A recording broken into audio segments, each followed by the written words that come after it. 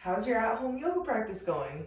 Let me know if you have any questions in particular, but today's sequence is going to be wonderful for any time of day. I like to call it an elixir because whether it's morning, afternoon, or evening, I think you're going to find that this is a super fun sequence to practice.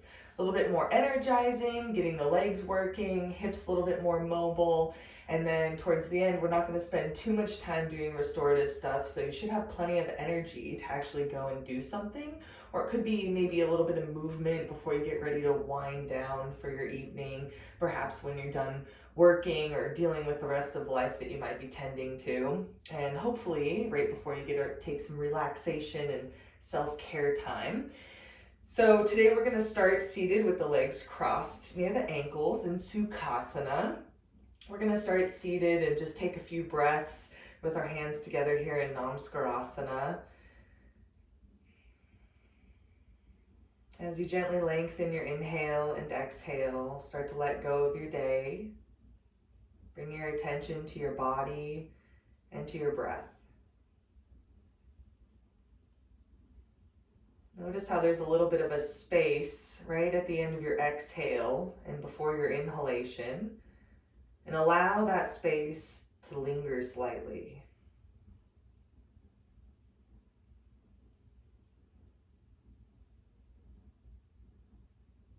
Let go of any tension or gripping in the thighs or the legs. Use your inhale to not only spread from the very center of your chest across the collarbones and towards the shoulders, but also feel that there can be this slight lift of the chest up towards the ceiling as you start to lift and lengthen the side waists and the sides of your trunk.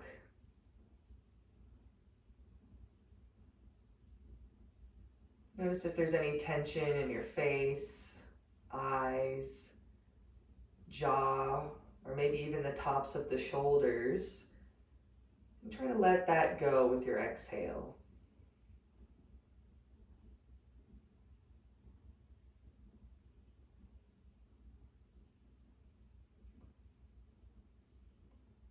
Keeping the chest lifting and the shoulders rolling back.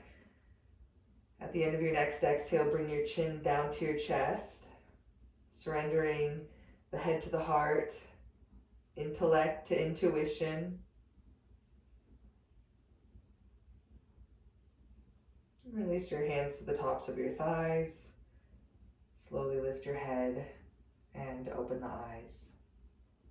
For today's class, you're going to need a blanket, 2 blocks, and a strap.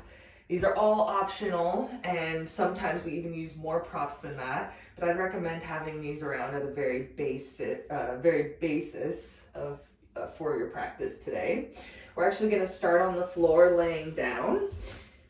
So I want to show you what we're up to today, and then we're going to go ahead and do it together. So I want you to have an idea of where we're actually headed with all of this. So just watch me for a moment. We're going to start laying down and come into Ananda Balasana. This is blissful child pose. You can see that my knees are bent. I'm holding on to the outside of my feet and my arms are lacing along the inner knees and the inner thighs here. I also have my heels right above my knees and I'm trying to pull my legs down to the floor, deepening the hips and letting go of any tension in the hip creases. And then we'll stretch the legs off to the side and we'll come back to this Ananda Balasana. You can always use a strap, place it around the feet, and simply lengthen out your arms with that strap. So perhaps if the knees are bothered by having that deep of a bend, or maybe the hips are just a little bit stiff, it might be beneficial to use a strap instead. Again, the main thing we're trying to keep here is the knee right over or right underneath the ankle and drawing the thighs towards the floor. From there, we're going to bring the legs together into Urdhva Prasarda Padasana. We'll reach the arms up and overhead, take a few breaths here, and then we're going to move into Supta Padangustasana 1 and 2. So I'm going to start by hooking onto my big toe. Again, this is where a strap might be beneficial. And then I'm going to take my opposite leg down to the floor. Supta Padangustasana 1. This is reclined big toe pose number 1. And then we're going to bring that other foot up, switch the grasp of our hands, and then take that opposite leg down to the floor. On our second round is when we're going to move into Supta Padangusthasana 2. I'm trying to keep that stretch through my leg that's on the floor. I'm also reaching my hand out to the side as I stretch my leg to the side. We're not trying to touch the floor. That's not necessarily a goal. Instead, I want to keep this opposite hip grounded on the floor. So you should feel that back of the thigh, that back of your hip with the leg that's straight on the floor, actually maintaining contact. Then we'll come back up to center, switch sides. From the arm being up and overhead, we'll then take it off to the side, take the leg off to the side. You're welcome to use the wall if you'd like. My foot is just a little bit away from the wall, so I'm not actually using it today, but I'm really focusing on pressing this thigh down to the floor. Then I'm going to bring my leg back up and we'll move on. From here, we'll draw the knees in towards the chest. I have my hands out in line with my shoulders, so wrists are in line with the shoulders here. And we're going to practice Jathara Parivartanasana, the belly churning pose. As I press my hands down, I'm trying to keep my chest nice and broad, and I'm going to take my knees off to the side. Essentially, I'm trying to squeeze my thighs together, and I'm also trying to squeeze my knees in towards my armpit. We're not trying to get to the floor today. Instead, I would actually encourage you to keep the legs off the floor. And then we'll come back through center and we'll switch to the other side. Taking a few breaths here, specifically into the upper outer corners of the chest as we soften the belly and twist. Jathara Parivartanasana, the belly churning pose. And then we'll bring the feet down, roll to the side, and we're gonna come on up into Adho Mukha Svanasana, downward facing dog here. And then we'll step forward and move on with the rest of the class. So I wanted you to see where we're headed so you know you might need a strap to be nearby. And then you're also going to have a hard time watching when you're laying down on your back, so I figured I'd give you a little bit of a briefing before we go ahead and get started. So now we're going to walk through it together. Go ahead and start by laying down on the floor. You can have your strap nearby and grab onto the outer edges of your feet. As you bend your knees in towards your chest, take the legs wide. And then look at your legs. You should see that the shin is perpendicular to the floor, meaning that your ankle and your heel will be directly above your knee. Now, if your knee is bothered by this, or maybe the hips aren't bending as deeply and it's not easy to grab onto the outer edges of the feet, go ahead and grab your strap. You're going to lace it around your feet and then hold on to it. Still have the arms along the inner thighs, inner calf. And as you take a few breaths here, try to soften the belly. Notice if there's any part of your back that's lifting up off the floor. And as you pull your feet towards the floor, pull the thighs towards the floor, try to soften the hip crease, specifically the pit of the thigh. So right where the front of the thigh is bending and deepening, see if you can soften that area. Ultimately, we want the back to be in a neutral position, so you should feel that your spine is nice and flat on the floor. And as you gently lengthen your inhale and exhale, soften any unnecessary tension in the eyes or the face. Although there's a little bit more attentiveness to what the legs and the hips are doing in this pose, see if you can still roll the shoulders down to the floor. Create some space between the shoulders and the ears by pulling the shoulders away from the ears. Notice how there's a little bit of a spread from the center of your chest across the collarbones and out to the shoulders. Now we're going to try to straighten the legs. You're going to keep holding onto your strap or holding onto the outer edges of the feet. Squeeze the quadricep in the front of your thigh tight to the bone and try and stretch your legs off to the side. Notice if your hips are lifting up off the floor, or if you can soften the abdomen, deepen those creases of the hips, and actually lengthen the spine while the legs are straight. And then bring the feet back into Ananda Balasana, blissful child pose, pulling the feet, pulling the thighs down to the floor, so you soften the pit of the thigh. Then one more time, straightening the legs off to the side. With every inhale and exhale, feel that there's a lift and a length in the side waist, but also a softness in the face. a softness in the tops of the shoulders and the sides of the neck. And then back to Ananda Balasana. You can bring your legs together, rest the hands on the floor, and for a moment, go ahead and take your arms up and overhead. As you press through your heels, the legs will be straight, your heels are over the hips, and as you reach the arms up and overhead, your arms will be in line with the ears. If this is uncomfortable for your hands, then you can just bring your hands along the sides. As you take a few breaths here, soften the abdomen towards the floor. And even though the belly is moving towards the floor, still try to keep that lift of your chest. So I'm asking you to do 2 actions here. Exhaling, softening the belly towards the floor. And as you inhale, try to fill and lift the upper outer corners of the chest, taking the shoulders to the floor and pulling the shoulders away from the ears. This is Urdhva Prasarita Padasana, upward extended foot pose. Now you're going to go ahead and take your right hand to your right big toe, or grab your strap, place it around the foot, and you're going to bring your left leg down to the floor. As you bring your left leg down to the floor, try to keep those legs stick straight here. Your left hand is just planted on the floor next to you for this pose, for just this moment. I want you to focus on your legs. Focus on deepening that right hip crease, pressing the right thigh away from you, and it almost feels like you're trying to hook the outer right hip away from you. Try and hook that outer right hip towards your left foot.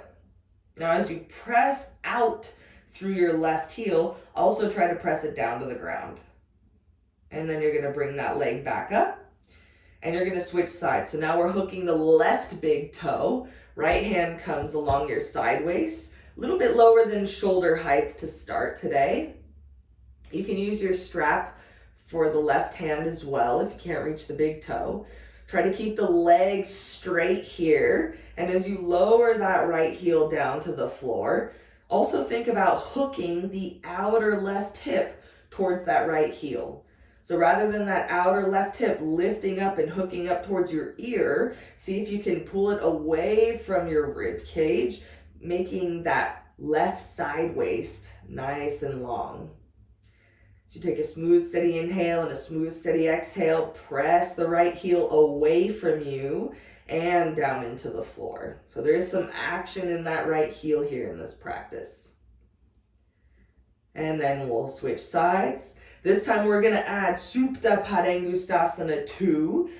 So you're going to hook onto your right toe, reach the left arm up and overhead, bring your left foot down to the floor. Supta Padangusthasana 1. This is reclining big toe pose, number 1 here. Legs nice and stick straight. Then you're going to take your left hand out to the side, a little bit lower than shoulder height, and take your right leg off to the side. But as you do this, keep your left thigh on the floor, left thigh on the floor, left hip on the floor. As soon as that left thigh and that left hip start to lift up, try and anchor it back down. It's not a competition to get your right leg down to the floor. Instead, I want you to focus on pinning your left thigh to the floor. If you could you make contact with the entire back of your left thigh touching the floor? Then the right leg, the inner right thigh, has to start to extend and open the hip up while keeping that left leg anchored. Nice deep exhale. Draw your abdomen from right to left. Exhaling, drawing the abdomen from right to left. And then you'll bring that right leg back up. You can bring your left leg up. And we'll switch sides. So now we're hooking the left big toe, or strap is around the left foot. Reach the right arm up and overhead and start to bring that right leg down to the floor. Both legs stick straight. As you hook the outer left hip away from you, lift the chest up. Pin that right heel down to the floor. And you can adjust your right arm. The palm will face towards the floor. It'll be right under shoulder height. And then you'll extend your left leg off to the side. Now as you do this, really focus on pinning that right thigh down to the floor. So you take a nice deep exhale, draw your abdomen from the left side over to the right. So you're even anchoring that right side more and more with not only your abdomen, but with your breath.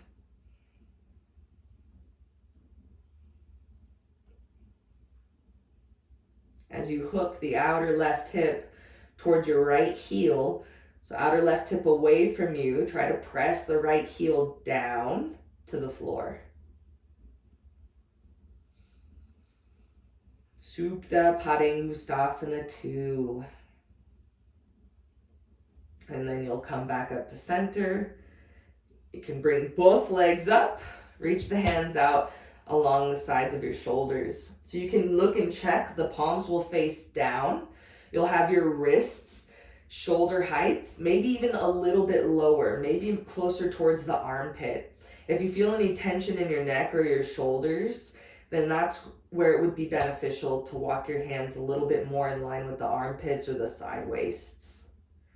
Now we're moving into the belly churning pose. So you're gonna bend your knees towards your chest, but try to keep the thighs pinned together. And on a nice deep exhale, take your legs off to the right. Try and squeeze your knees towards your right armpit, but keep the legs off the floor. Now as you press your palms down into the floor, number one, they're gonna help you hold those legs off the floor. Notice how as you press your right hand down, it actually builds some stability so you can keep the legs off the floor. But another benefit to having these arms pressing and lengthening away from you is to stretch the chest. Spread from the very center of the chest across the collarbones and out to the shoulders. And then back to center. I know that was a little bit of a longer hold. Take the legs over to the left, squeeze the thighs together, draw the knees in towards the left armpit. Nice deep inhalation and exhalation. So you inhale, spread across the chest. As you exhale, try and draw the knees in towards the armpit a little bit more. And then come back to center. Now we're gonna do each side one more time. Jathar Parivar Tanasana, the belly churning pose. Now as we move over to the right this time, just listen for a moment, you're gonna hook that outer right hip away from you as you take the knees over to the right. So as that outer right hip hooks away from you, still trying to draw the knees in towards the chest, but notice how now we're trying to lengthen that right side of the body, the side of the body that's facing the floor. And then back to center. And take your legs off to the left, hooking that outer left hip away from you as you take the knees in towards the left armpit. Still the thighs are squeezing, still the legs are off the floor. Deep inhale, deep exhale, and back to center. Nice, then legs to the floor. You can take your right arm up and overhead, roll to your side, press yourself up, and we're gonna move into Adho Mukha Svanasana, so downward facing dog. Take your hands slightly forward from the shoulders, knees slightly back from your hips, and you'll curl your toes under and lift the hips up. So you take a smooth, steady inhale and exhale. Try to stretch the side waists. Straighten the legs so that they're stick straight. And as you press your thighs back to the wall behind you, try and lift that pit of the thigh. Notice that area that we felt had to deepen when we were in that blissful child pose. And see if you can lift the hips up a little bit higher. It's okay if the heels lift off the floor. Try and keep the hips lifting, thighs pressing back, and palms pressing down. Now you're going to walk your feet forward, all the way to your hands. Uttanasana, intense stretch pose. And then you're gonna come up to stand.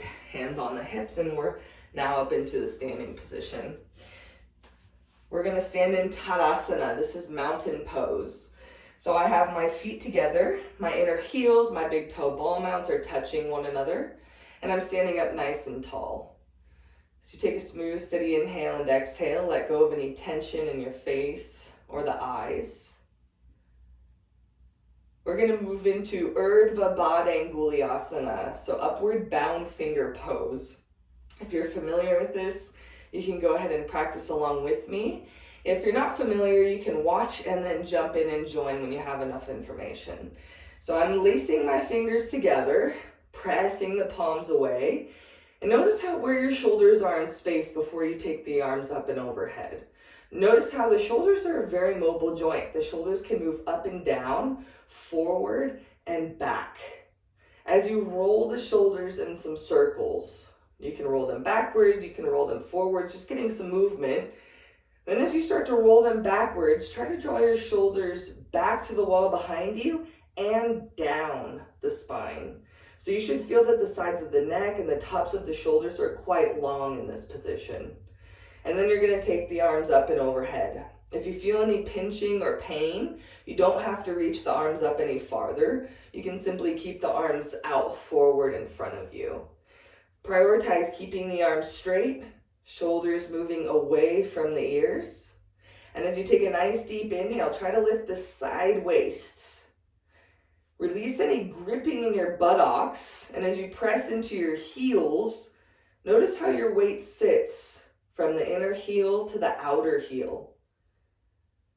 And as you balance that pressure from the inner heel and the outer heel, try and turn the inner thighs back to the wall behind you. If your legs were rolling pins, you're trying to roll the legs towards each other and towards the midline of the body. Now taking a nice deep exhale, draw the abdomen and belly in towards the spine and lift the chest up again. And bring the hands down. Notice which pinky is on the loose end, and we'll switch the grasp of the fingers. Pressing the arms forward. You can do your shoulder rolls if that was helpful for you, but ultimately we're looking to end up with the shoulders moving back and down the spine. Then you'll reach the arms up and overhead with the arms nice and straight. So you take a nice deep inhale and exhale. Inner thighs turn back. Rolling pins of the legs turn in towards the thighs, in towards the midline of the body. And as you take a nice deep exhale, soften any unnecessary tension that might have risen, whether it's in the face, eyes, or jaw. Sometimes we might even hold our breath and not even know about it. And as those inner thighs turn back, notice how your weight sits in your heels. Can you balance evenly between the inner heel and the outer heel here? Deep exhale, drawing the belly in towards the spine, and lift the chest up one more time. And then bring the hands down, standing in Tadasana. Very nice. So we're getting warmed up. You're feeling the hips are getting a little bit more mobile. We're getting the shoulders working and spine working. Now to move on with class, we're going to move and transition into some standing poses. You're going to need 2 blocks. You may or may not need them. I'm going to be practicing with them today. And just like I did before, I want to show you where we're headed, and then we're going to go ahead and do it together. So starting from standing in the middle of the mat, I'm going to jump or step the feet wide. You're going to jump for energy, lubrication of the joints, and you'll just step if there's any tension in the ankles, knees, or low back. Now I've taken my feet wide. I'm going to turn my toes in slightly. I also have the back of my heel lined up against the back edge of the mat, so I know where my feet are in space. I'm going to bend forward at my hips and take the hands to the block. Now remember, I just want you to watch for a moment so you can see the transitions and see where we're headed, because once you're in the pose, it might be difficult to look at your screen and you'll really be relying on listening to my voice. So here I am in Prasarada Padottanasana. This is the extended, intense stretch of the foot. You can remove the blocks or even lower the blocks. The blocks have a couple of different heights and settings that we can use them on. But the main point is to have a concave back. I want to get the shoulders rolling onto the back of the spine, and I really should feel as though my lower ribs are almost moving towards the floor, as opposed to my back ribs lifting towards the ceiling. So when we add some blocks, usually that helps get a little bit more mobility in the body. So whatever support works best for you is great. Just prioritize having that concave flat back. Now from Prasarada Padottanasana, we're going to go through a few standing poses. I'm going to start on my right side. I'm going to bend my knee and I'm going to pivot on my toe ball mounts. So I'm turning my heel in and the toes turn out 90 degrees. From there, I'm going to take one of my blocks and I'm going to move it to the outside of my right foot. From here, I'm coming into Utthita Trikonasana. This is extended triangle pose. You want to draw your block in so that the wrist is underneath your shoulder. You should also see that your heel on your right foot, or that front foot, can draw a line and bisect the arch of the back foot. Taking a few breaths here, and then we're going to bend that knee. Now I'm bending my knee and preparing for a pose called Virabhadrasana 2. But here when I'm leaning over my leg, it's Utthita Parshva Konasana. So I'm going to bend that knee and I'm going to come up here to Virabhadrasana 2. Reaching the arms from the shoulders, that front knee is bent. And I'm taking a few breaths here before coming back down into Utthita Parshva Konasana. So you can see there's a couple things happening. I still have my knee bent. My hand comes down to the block. You can even take your forearm to the thigh. But then I've also added this upper arm. I'm reaching my arm alongside the ear with the palm facing the floor here for Utthita Parshva Konasana. Then hand to the block, Utthita Trikonasana. And then that upper hand can come down and we're going to transition back forward. So I'm bending that front knee, blocks come forward in front of me, kicking that heel back and lining it up with the edge of the mat. So now I've returned to Prasarita Padottanasana.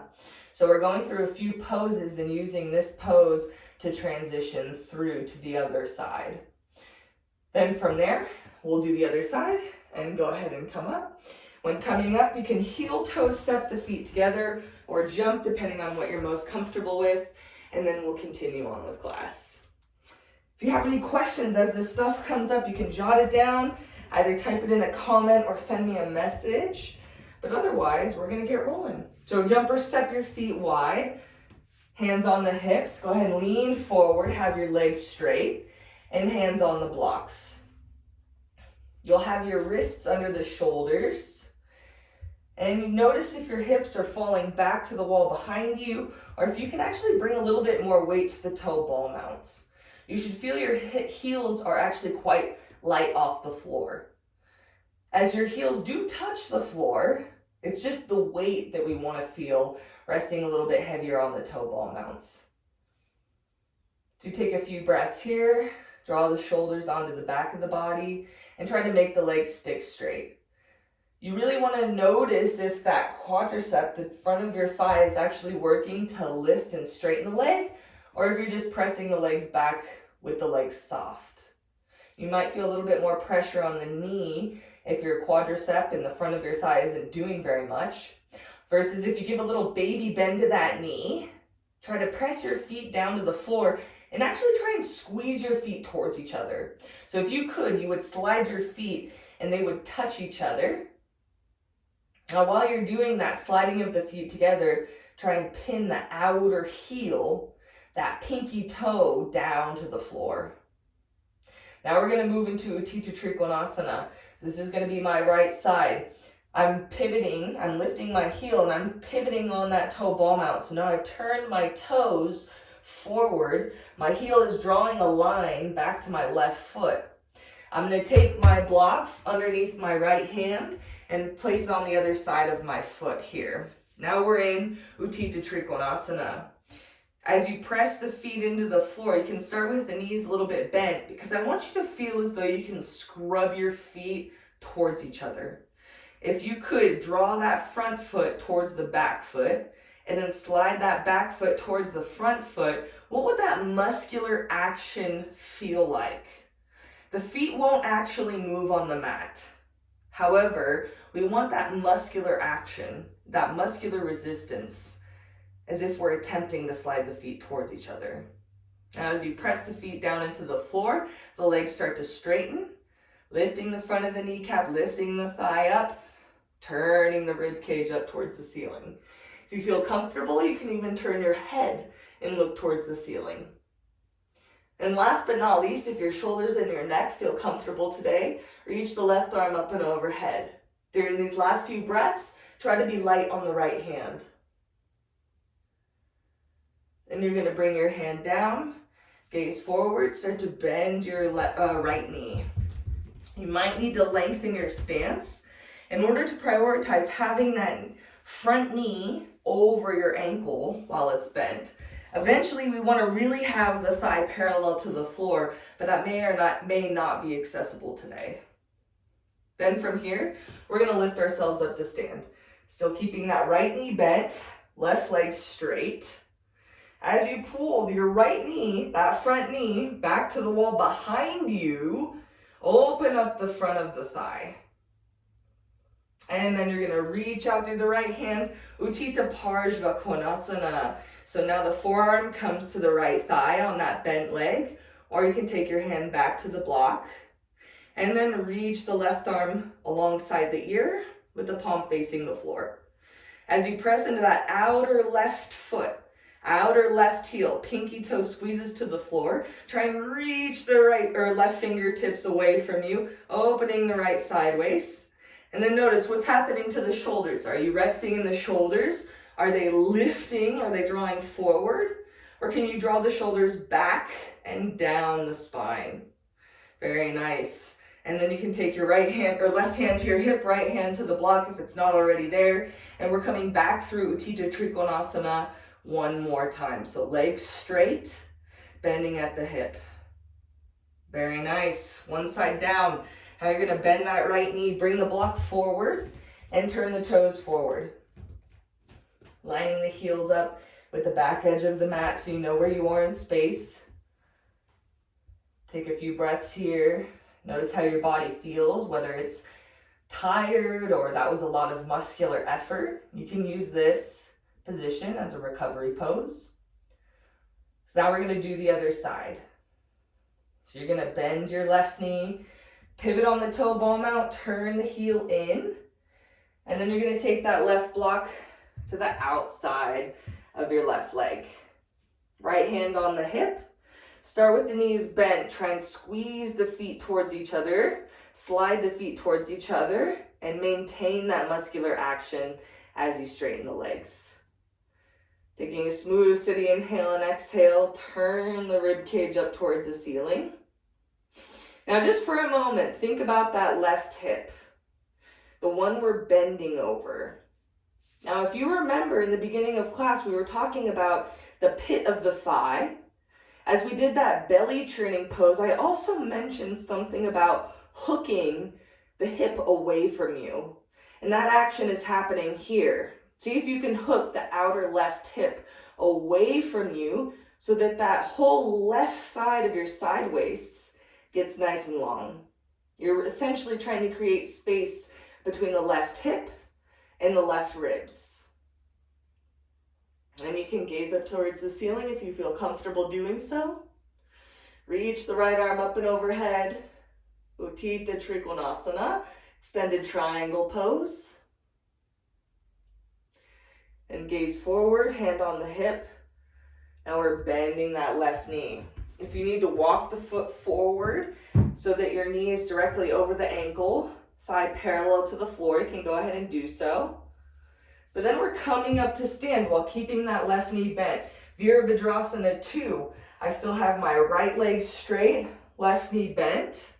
And as you press into that outer right heel, try and turn your thigh down to the floor. Right leg, right thigh turns towards the floor.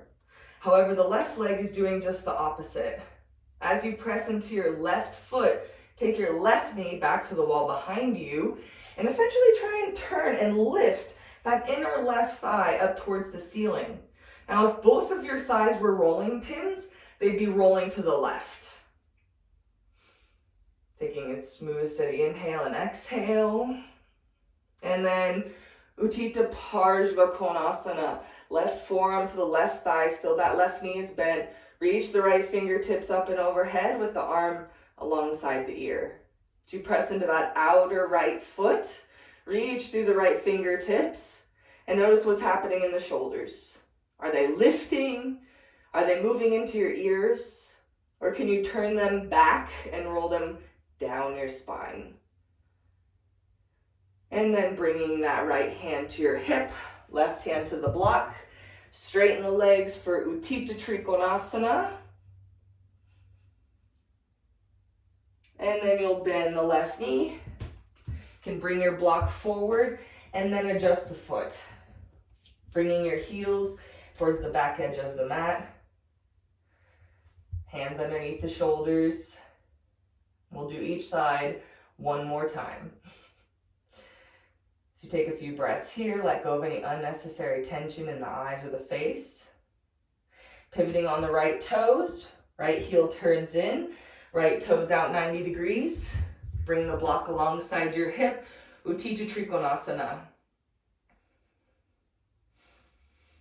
As you slide the feet towards each other and hook that outer right hip away from you, try to lift and lengthen the right side of your body. Turn the rib cage up towards the ceiling. Reach the left fingertips up and overhead. Utthita Trikonasana. Try to be light on that right hand. Then gaze forward. Keep the left arm lifting. Bending the right knee and pull yourself up into Virabhadrasana 2. So you take a few breaths here. Turn the thighs like they're rolling pins off to the right. Keep that left leg nice and straight. See if you can bend the left or the right knee a little bit deeper here. And then Utthita Parshva Konasana. Right forearm to the right thigh. Reach the left arm alongside the ear. And then Utthita Trikonasana. You can take your right hand to your shin, to your ankle, maybe even back to the block. And then we'll bring the hand down, bend the knee, arms forward, and adjust that right foot. Last side, last time. Left heel lifts. Pivot on the toe ball mount so the heel comes in. You'll take your left block on the outside of your leg and straighten the legs. Sliding the feet towards each other, hooking that left hip away from you as you lift the chest up. Light on the hands, turn the rib cage up towards the ceiling. Then reach the right arm up and overhead. Take a few breaths here.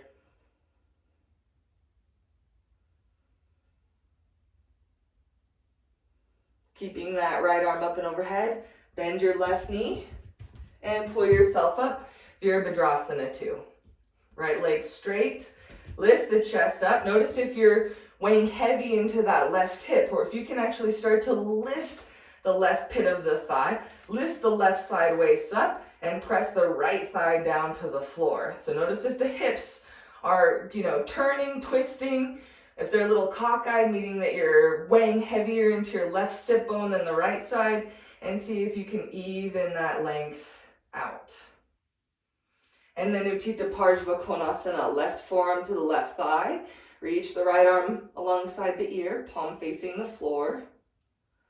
And Utthita Trikonasana.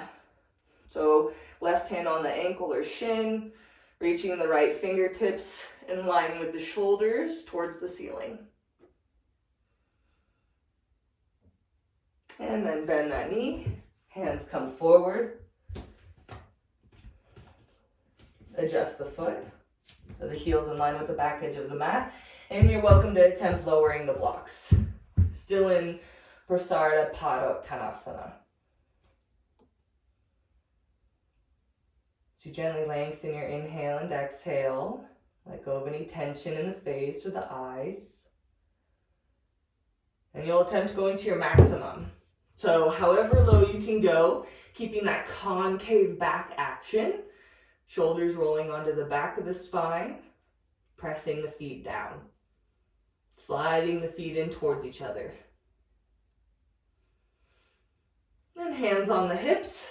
Pull yourself to stand. Heel toe, step the feet together. And stand in Tadasana. Tadasana, mountain pose with the feet together. Chest lifting tall. Very nice. So now we're going to move into Shirshasana. We're going to do a 2-minute headstand. Shirshasana is headstand. You can practice this at the wall. There's a couple of variations that you can practice as well, which I'm going to show in a different video. So for today, you can either follow along with me, or you can practice the variation that you're most comfortable with. What you're gonna do is you're gonna fold your mat in half or into quarters. It's really just about your preference and how sensitive your head and your arms are to feeling that pressure on the floor. So here in Shirshasana, I'm going to demonstrate and then we're going to go ahead and do together. So we're going into an inversion, specifically headstand. We're going to do a 2-minute Shirshasana. So let me set my timer. But I'm going to demonstrate really quickly first and then we'll go through together. So I'm lacing my fingers together and I really want to feel that my outer wrist and the pin of my elbow is touching the floor. You're going to feel this whole outer edge, this razor edge of your forearm, all the way to your wrist is pinned onto the floor. I want to see that my elbows are directly underneath my shoulders here. Now as I curl my toes under and lift my hips up, I want to keep my shoulders lifting off the floor. I'm going to start to walk my feet in and adjust my hair and take my head down to the floor, but I still want my shoulders to lift. Now this is a great place to practice if you're not used to going up in the center of the room, because the next step is going to be to walk in and lift the feet up. Hips up, knees towards the chest, and then we unfold. Knees towards the ceiling, and then legs straight. Shirshasana, headstand. Then to come out, attempt to reverse engineer. Heels to the buttocks, knees up, and then knees down, and then to the floor, and we rest. We rest with the head down in this child's pose. Let go of any tension or aggravation that might have risen. I'm going to go ahead and turn myself to this side. And we're going to go ahead and practice together. Now, just as a safety precaution, you want to be aware that there's enough room behind you in case you were to fall out. Essentially, you can roll out. It's not really a huge deal. It's better than hurting your neck or your hands. If you roll out and you curve your back, you're just going to take a little bit of a tumble, but you won't actually, hurt your back very much coming out of it. So it's a very safe option if you're just practicing this for the first time. You can also practice everything I just demonstrated up against a wall. So if you do fall back, you have the wall to catch you. So in that position, you have the same arm stance, just have your knuckles about an inch or two away from the wall. So that's if you're using the wall. Now we're going to get set up for our 2-minute headstand. I'm going to walk you through and then once we're in, I'm not going to talk very much, but I do have my timer going, so I'll be able to cue you when it's time to start coming out. All right, 2-minute headstand Shirshasana starts now. Lace your fingers together, bring your forearms to the floor. Have your elbows directly underneath your shoulders. Then curl your toes under, lift the hips up. Let your head hang, and as you walk your feet in, take your head into your hands. It's like your palms are holding an orange. And you're going to walk the feet in, walk the feet in. You can even take the legs wide if that's more comfortable. If you're coming up, lift the feet, hips lift, and then take the knees up towards the ceiling. We're starting to unravel here. Let go of the grip of the buttocks, and instead, draw the abdomen in. Lift your tailbone up towards the ceiling, and then straighten the legs. As you press the forearms down, lift the shoulders up. Try and squeeze the elbows together. Notice if you're weighing heavier on one side than the other and see if you can even that weight out.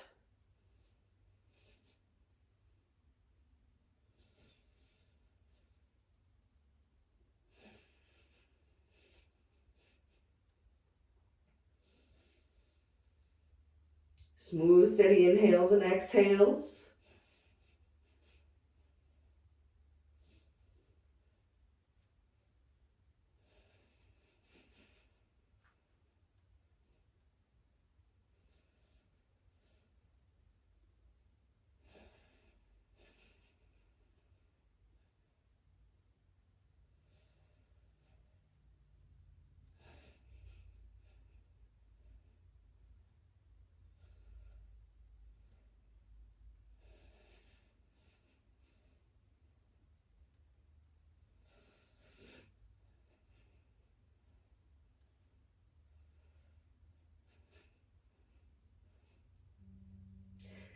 Then coming out, reverse engineer. Knees to the ceiling, then knees down, feet to the floor, and rest in child's pose.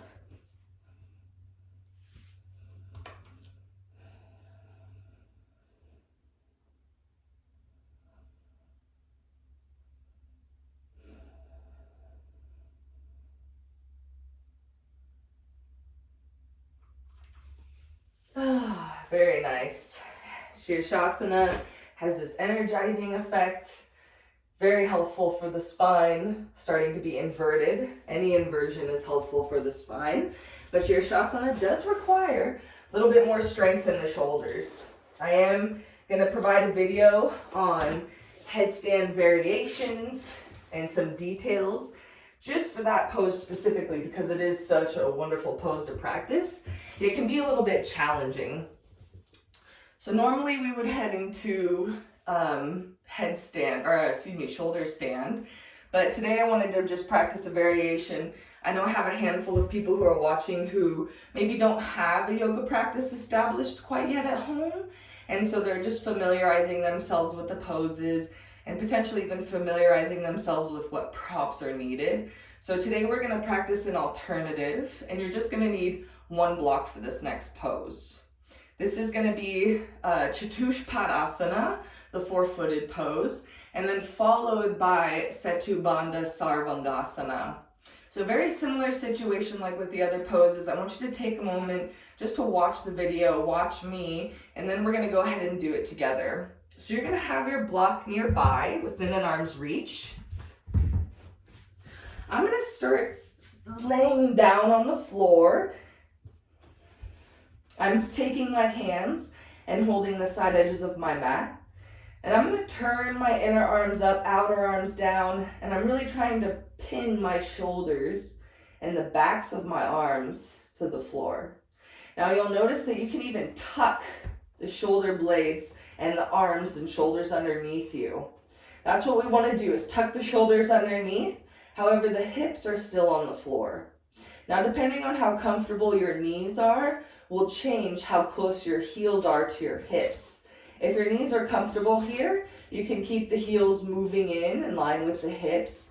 The toes do turn in slightly. We want to keep the heels pinned the whole time. Now, as we press the heels down, I'm going to lift my hips up, and I get to a point where I can actually walk the shoulders underneath me once more. This is Chatushpadasana, the four-footed pose. We're going to practice that pose, take a rest, and then the second time that we practice, we're going to use the block. Now, there's 3 different heights that you can practice with the block. There's on the lower setting, the shorter setting, the medium height, and then if you turn it to the tall height, you notice you get quite a bit of lift in that. So you're going to decide which is most comfortable for you. You're going to try 2 different heights. So if your back is normally aggravated or this is your first time that you're practicing this, you're going to start with the lower setting. If you're fairly familiar and comfortable with back bends, go ahead and try the medium setting, because that last time you're going to move it up a level. So if you started on the low setting, you're going to move to the medium height. If you started on the medium height, we're going to try the tall block. The other thing you need to know about the block is we can place it in line with the spine or in line with the pelvis. Today we're going to have it in line with the pelvis. So I'm going to start with the medium block height. It's going to be off to the side within an arm's reach. So this is the second time around. Chatushpadasana, tucking the shoulders underneath, lifting the hips up, taking the block. Now I'm placing it underneath the tailbone in line with the pelvis. I still want to keep the back ribs lifting, the shoulder blades lifting off the floor as I straighten the legs. Then you can release the hands and relax the arms for a few breaths.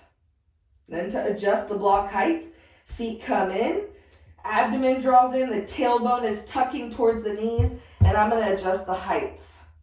I'm going to the high setting, so I have it right underneath my tailbone, and then I'm going to straighten the legs here, keeping the arms active, shoulder blades moving onto the back of the body. I'm going to let my arms relax. Setu Bandha Sarvangasana. My feet are as wide as the mat here today.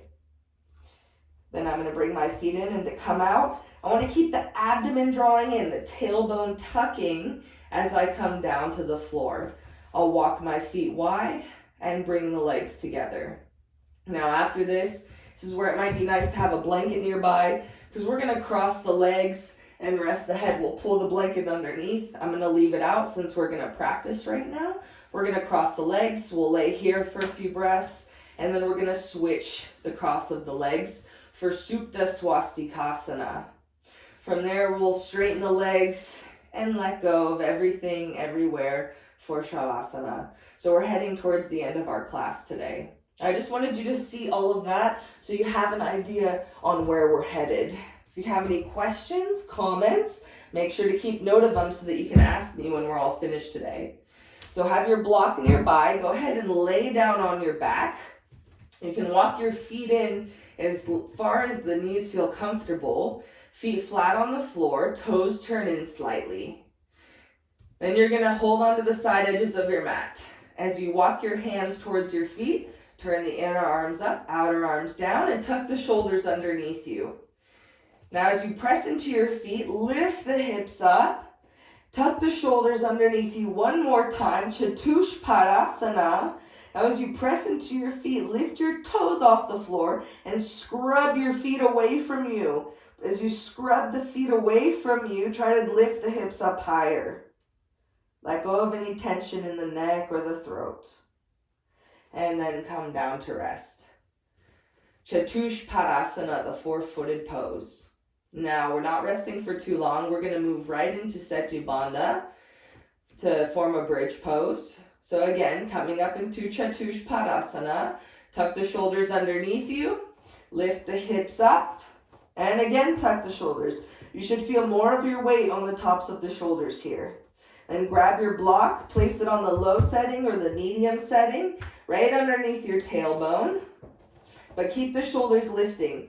Keep more of the weight on the tops of your shoulders as you straighten the legs.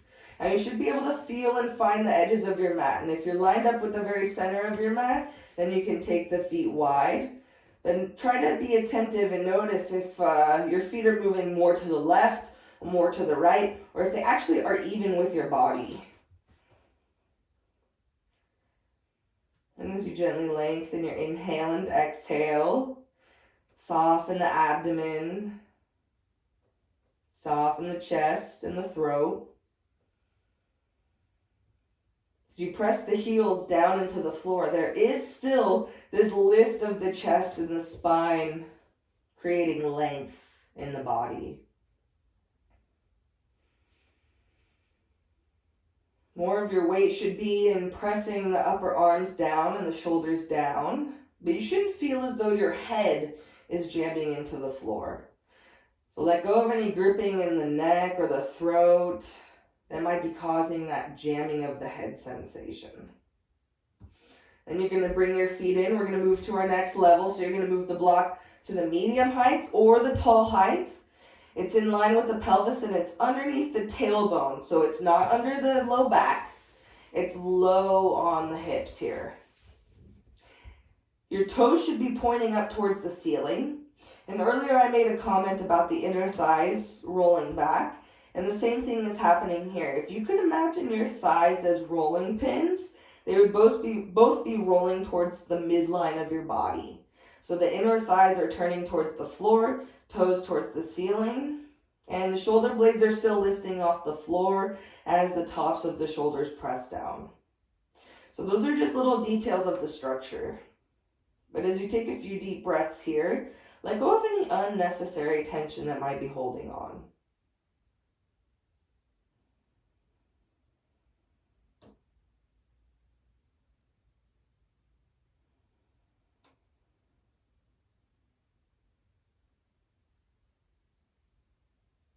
Release any gripping in the face, such as the forehead, eyes, or jaw. And you'll bring your feet in, lift your hips up, keep tucking your tailbone, lengthening the low back as you bring your hips down to the floor. Then you can walk your feet wide and rest the thighs against each other for a few breaths.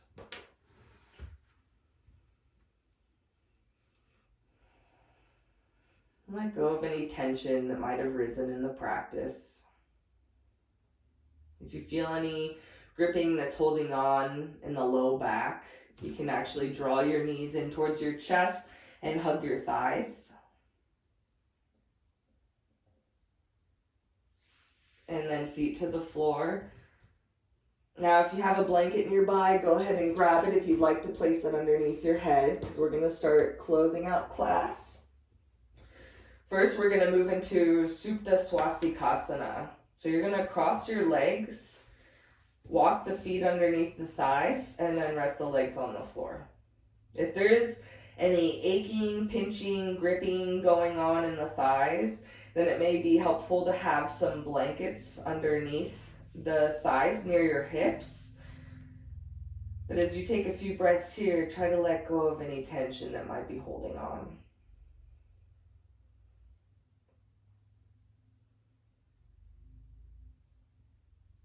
As you gently lengthen your inhale and exhale, notice at the end of your exhale how there's a little space, and allow it to linger.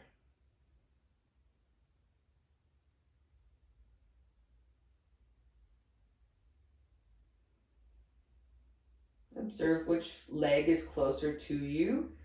You can bring your thighs together and switch the cross of the legs. So you walk your feet underneath the thighs for Supta Swastikasana. Let go of any tension or gripping in the legs that might be holding on today.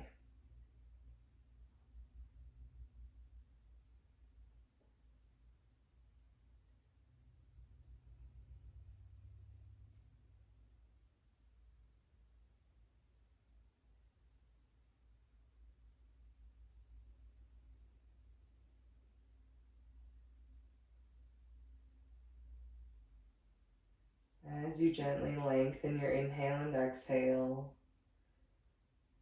start to let go of any tension.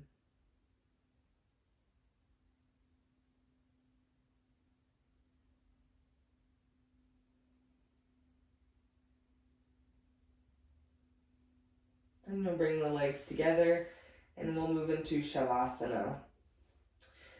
Before you straighten the legs, tuck your tailbone away from you. So it almost feels like you're rounding your low back to the floor slightly. Abdomen draws in towards the spine.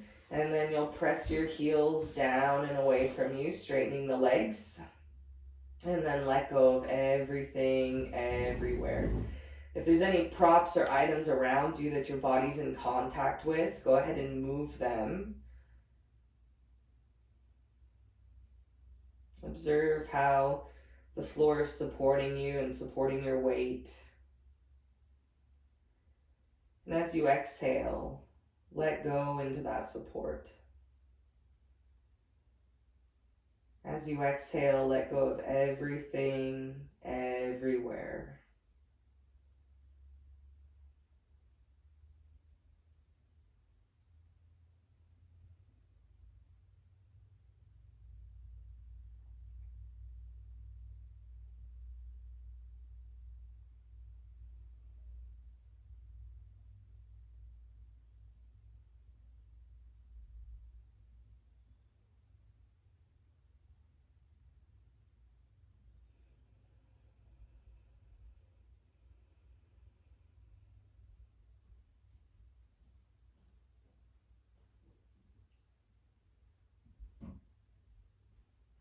As you gently lengthen your inhale and exhale, let go of any subconscious tension that might have risen.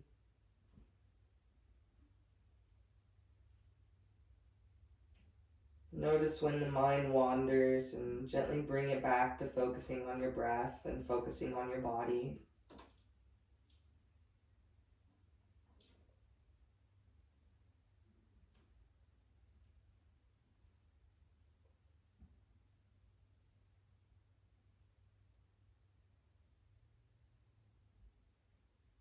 Slowly place your hands on your abdomen. Take a moment to appreciate your body for all that it's done and all that it will do. Appreciate your mind for taking the time to practice and focus on your body today. And acknowledge your heart for being that organ dedicated to life. You can move slowly as you come up. Start by bending your knees. Take your right arm up and overhead and roll to your right side. You can take a few breaths here with your head resting on your upper arm. Whenever you're ready, you'll come up to sit.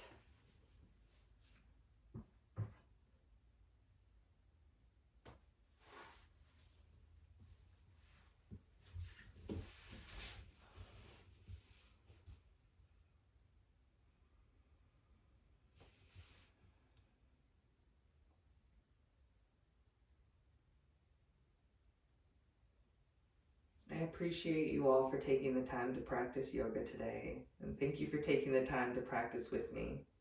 Namaste. If you have any questions or comments, please reach out to me. I'm happy to answer them.